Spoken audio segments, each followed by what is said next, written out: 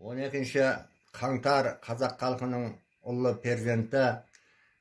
кеңес кезінде Қазақстанның өсіп өркендеуіне өлшеусіз үлес қосқан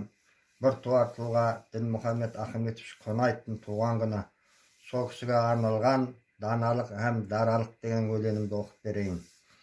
Алатаудай алып тұлға қазақ үшін жаралған, пайғамбарлық бар қасиет бір бойынан табылған, ақыл ойы даналығы озып туған ғасырдан, мәңгі халық жүрегінен орын алған данышпан, миллион пұт астық беріп қазақ елі отанға, айналдыңыз одақтағы ең таңдаулы тұлғаға, төрттілік мал жайлап жатты мынау сайын далаңда,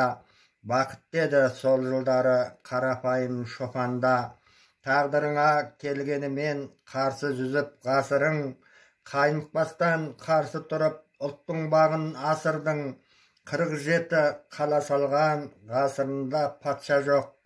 сол үшін де қарыздармыз бір өзіңе асылым,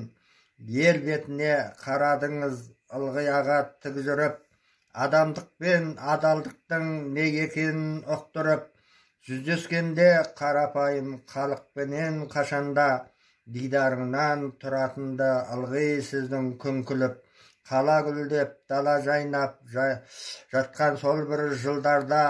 барлығы да болсын дедің қарапайым адамға,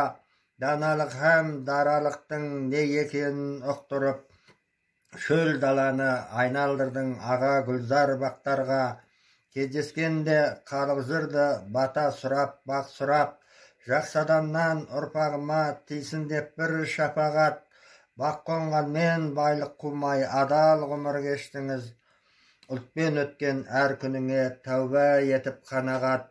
кеткенімен сол бір жылдар қойнауына тарихтың, есіміңді өшпестей қып өзі жазды халықтың, желтоқсанда қазағыңа қаралы күн туғанда, арыменен намысына айналдыңыз сіз ұлттың, ғасырыңды артқа тастап ғасырыңа барасын, халық өзі айқындайды жақсы жаман арасын, пайғамбардың атын алған ұлттың ұлы тұлғасы, қазағыңның жүрегінде мәңгілікке қалғансың.